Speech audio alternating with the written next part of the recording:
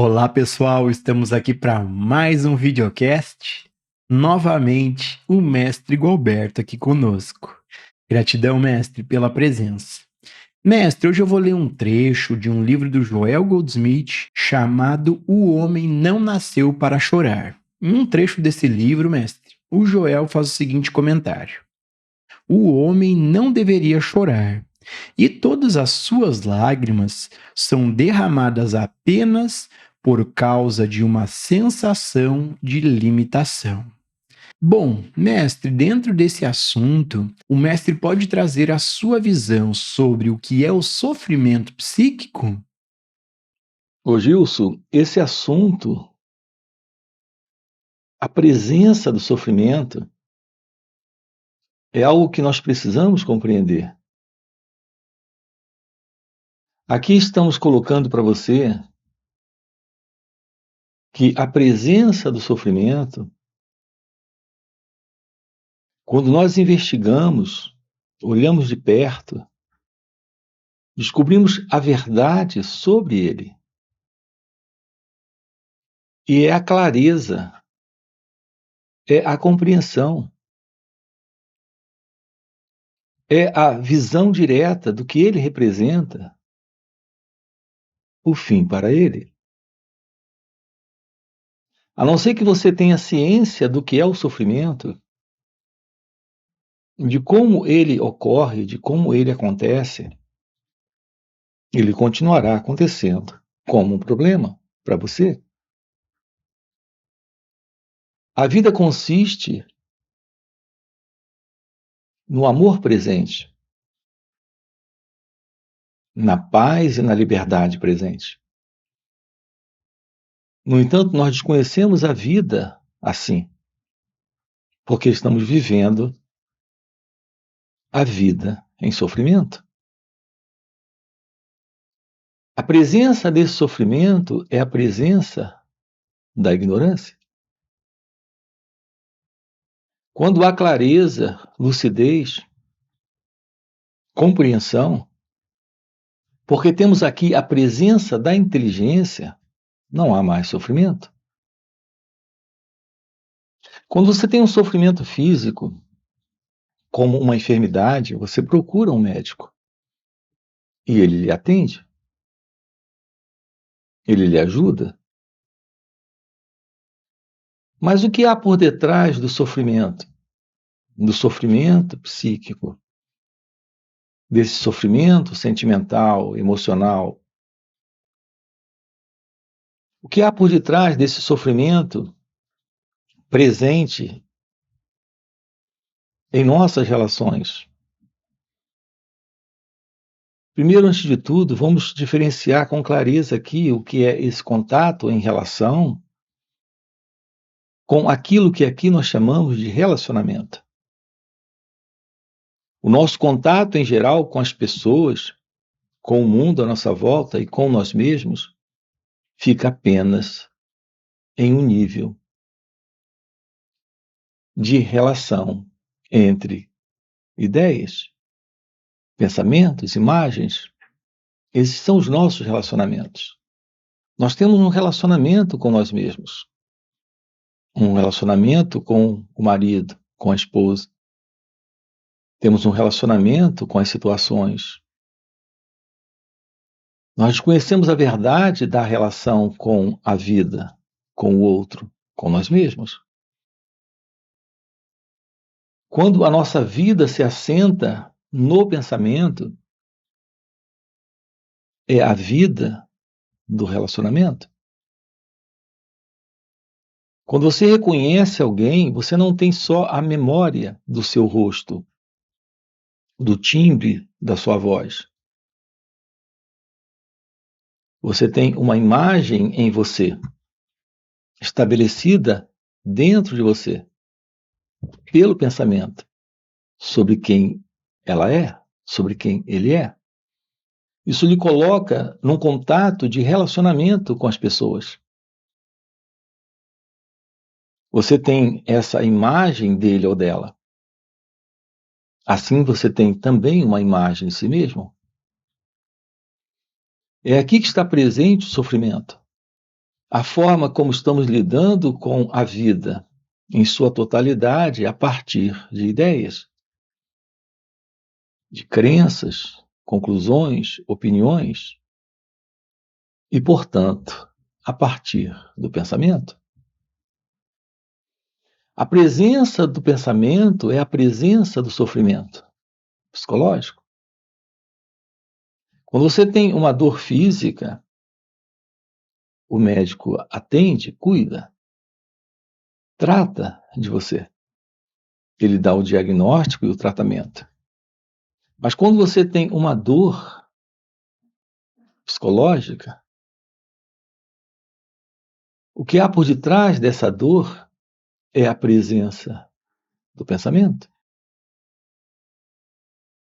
Nós não compreendemos o que é o pensamento, o lugar que ele tem, o lugar que de fato ele deveria ter. Observe que a palavra nasce da memória, que é lembrança, que é pensamento. Isso é um exemplo de um lugar verdadeiro para o pensamento. Dentro da conversação, mas nós temos um tipo de pensamento, um formato, uma qualidade de pensamento que não é o pensamento simples, não é o pensamento do conhecimento e da experiência, como, por exemplo, falar um idioma ou fazer uso de um conhecimento especializado. Se você é um médico, você tem um conhecimento especializado. Se você é um mecânico, você tem um conhecimento especializado naquela área.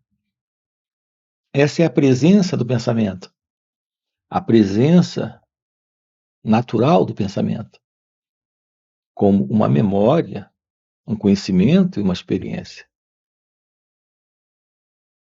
Mas nós temos o pensamento psicológico, o pensamento que dá estrutura a uma identidade, que se vê como alguém presente na vida, nesse contexto de relação, em relacionamento. Esta entidade é a imagem que o pensamento estabeleceu aí como sendo você. É aqui que está o sofrimento psíquico, o sofrimento da pessoa, o sofrimento desse mim, desse eu. Nós precisamos do conhecimento, da experiência e, portanto, do pensamento funcional, prático, técnico. Mas não precisamos do pensamento psicológico. Não precisamos desse eu, desse mim, desta autoimagem. Quando uma pessoa vai embora, eu sofro. Quando ela morre, eu sofro, porque eu a amo. Mas o que há por detrás desse amor? O que há por detrás dessa ideia de pessoa? Essas são questões que nós precisamos investigar. A imagem que eu construí sobre ele ou ela, é dessa imagem que eu gosto. Essa imagem é ele ou ela para mim. Assim, nós estamos vivendo no modelo do pensamento, que registra o passado e sustenta o passado para esta autoimagem. Eu tenho uma imagem sobre quem eu sou, e agora eu tenho uma imagem sobre quem ele é, ou ela é. Isso alimenta, isso sustenta a presença do sofrimento. Essa vinculação é de desejo e de medo. Enquanto estivermos presente, sendo alguém nesta imaginação que é essa autoimagem, haverá desejo e medo, haverá prazer e dor na relação com a imagem dele ou dela e do mundo à nossa volta. É aqui que está presente o sofrimento. Portanto, podemos descobrir a vida como ela é, sem a ideia do que ela deveria ser. A imagem que eu tenho sobre quem eu sou é uma ideia sobre mim. É como acredito que a vida deveria ser. A ideia que eu tenho sobre você é uma imagem que eu tenho sobre quem é você. É como a vida deveria ser. Portanto, isso está dentro da imaginação. Isso está dentro do pensamento. Então, o que é basicamente esse pensamento? São registros do passado que sustentam a ilusão de alguém presente, sendo esta autoimagem o pensador, o experimentador, esse eu. A grande verdade é que não existe esse eu, esta autoimagem, este pensador. Isso é algo construído, estabelecido em nós pelo pensamento.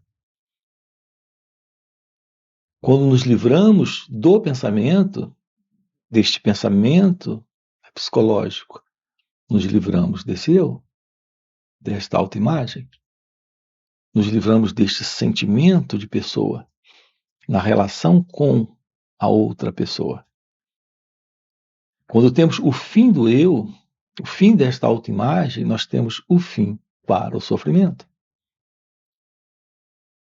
O que nos dá a base para a liberação ou para a libertação desta condição é a presença do autoconhecimento. É o que estamos aqui com você, investigando. Observe um exemplo simples disso. Quando você está triste com alguém, por quanto tempo você sustenta essa tristeza?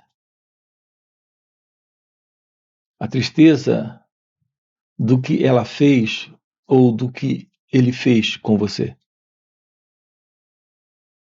Repare que você sustenta isso enquanto o pensamento está presente, sustentando a memória, a lembrança do que ocorreu.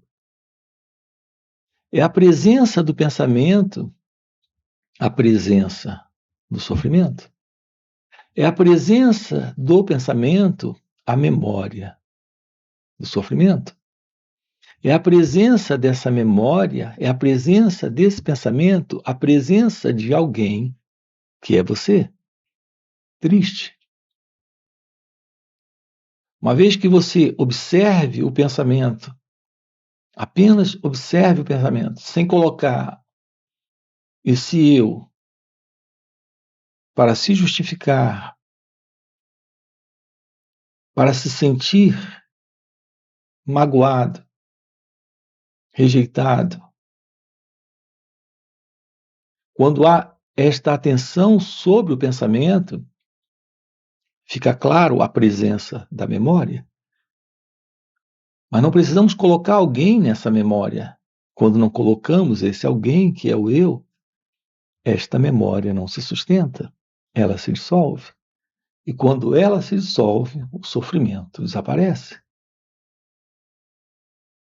O fato é que, como pessoas, neste eu, neste ego, nós estamos viciados em sustentar a memória psicológica e uma entidade presente nesta memória. É por isso que temos aqui colocado para você a beleza desse encontro com o momento sem o passado. O passado é esse eu. A lembrança surge. Sim, a lembrança é a memória vem do passado. Mas se nesse instante houver apenas o olhar, o perceber esse escutar essa situação sem interferir, sem se envolver, ela se dissolve. Portanto, esse olhar pode naturalmente pôr fim a este sofrimento, porque ele põe fim a essa entidade presente no sofrimento. Sem esse eu, não há sofrimento. Não é a memória, a lembrança que sustenta o sofrimento, e sim o pensamento a partir deste pensador. O pensamento a partir deste experimentador da memória que sustenta o sofrimento. Assim, a base do sofrimento está no pensamento, para o pensador, para o experimentador, para esse eu. Esse é o sofrimento psíquico, é o sofrimento da pessoa, é o sofrimento desse mim. Em nossa vida, estamos cheios de problemas, todos eles se assentam no que acabamos de colocar aqui, na forma como, a partir desse eu, estamos lidando com o pensamento. É sempre a partir deste mim, desta pessoa. Será possível uma vida livre deste mim, deste eu, desta pessoa? Então haverá o fim para o sofrimento. Porque não haverá mais esse eu, não haverá mais esse mim. É nisso que aqui estamos trabalhando com você. Mestre, nós temos uma pergunta de um inscrito aqui no canal que fez o seguinte comentário: sinto que vivo preso em padrões que me fazem sofrer, como se eu visse o mundo sempre da mesma forma limitada. Isso é a mente condicionada? Como me liberar dela? Então, Gilson, esses padrões que lhe fazem sofrer e que se repetem são padrões para esse mim, para esse eu, como acabamos de colocar. Quando você aprende a olhar, e aqui olhar é só olhar, não é olhar para discutir com isso, para concordar ou discordar daquilo que ali está aparecendo. Porque ao fazer isso, aquilo que está aparecendo, aquilo que ali está surgindo, assume uma identidade. Quando um pensamento surge e é só o olhar, não há alguém nesse olhar. Então o pensamento não se sustenta. Mas quando colocamos alguém para concordar ou discordar, para opinar, para aceitar ou não aquilo, colocamos de imediato a ideia neste pensamento de um pensador. Então, a presença do pensamento agora assume uma identidade. Quando isso está presente, esse pensamento carrega um pensador. E se tem um pensador, o conflito se estabelece. Porque temos a presença deste eu, deste mim, deste ego. Olhar, observar, escutar, sem interferir, é não dar esta continuidade ao passado. Então, o seu contato aqui é com a realidade do momento. Embora o que está aqui aparecendo é a memória, é a lembrança. Reparem a beleza disso. O nosso contato com o momento, ele não é o problema. É quando colocamos uma identidade presente neste contato. que entramos nesta psicológica condição de continuidade do passado, porque colocamos esta ego-identidade.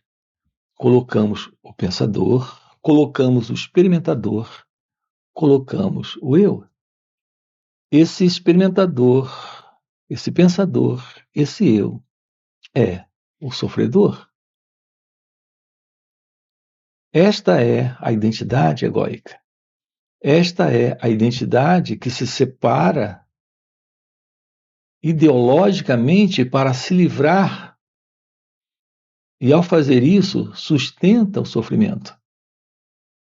Para justificar, isso sustenta o sofrimento. Para explicar, isso sustenta o sofrimento. Colocar atenção sobre as nossas reações neste momento é olhar sem o passado. Então, a verdade se revela. E, ao se revelar, aquilo que aqui está presente se dissolve. Nós precisamos descobrir a vida acontecendo neste instante, sem a continuidade do passado. Precisamos descobrir a vida aqui neste instante, sem o pensamento. Sem esse modelo de pensamento psicológico. É a presença do autoconhecimento, a base da meditação, a base da percepção do instante. A presença da meditação é a verdade se revelando como ela é. E nela está a presença de Deus, a presença da vida. Aquilo que está fora do conhecido, aquilo que está fora do passado, do presente e do futuro. Mestre, nós temos outra pergunta de outro inscrito aqui no canal. Mestre, qual é o caminho prático para a real meditação? Então, Gilson, todas essas três perguntas, essa agora aqui é a terceira, repare, todas estão interligadas. De uma forma prática, vivencial, a presença da meditação é a ciência do olhar sem o observador, do perceber sem o percebedor, do constatar sem alguém nesse constatar. É isso que nos coloca diante do momento, nesta autodescoberta. Isso é autoconhecimento. Compreender a estrutura do eu. Compreender a inveja, o ciúme, o medo, a ambição, a tristeza, a dor da solidão, a rejeição. Isso requer olhar para todos esses estados, quando eles surgem, e perceber com clareza que todos eles estão tocados intimamente, com muita relevância, pelo pensamento. É sempre a presença do pensamento. Olhe de perto e você irá constatar isso por você mesmo. Não se trata de ouvir as minhas palavras e acreditar nisso. Isso não ajuda. Nenhuma crença nos ajuda. Crença também é parte do pensamento.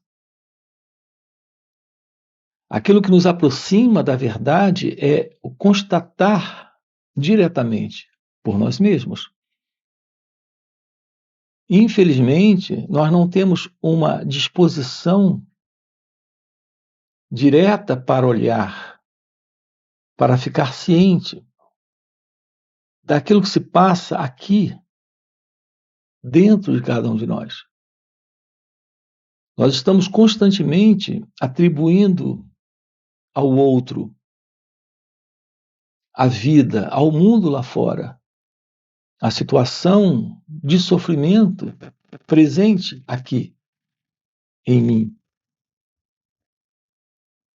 Mas a verdade é que é a presença desse mim, a presença do sofrimento.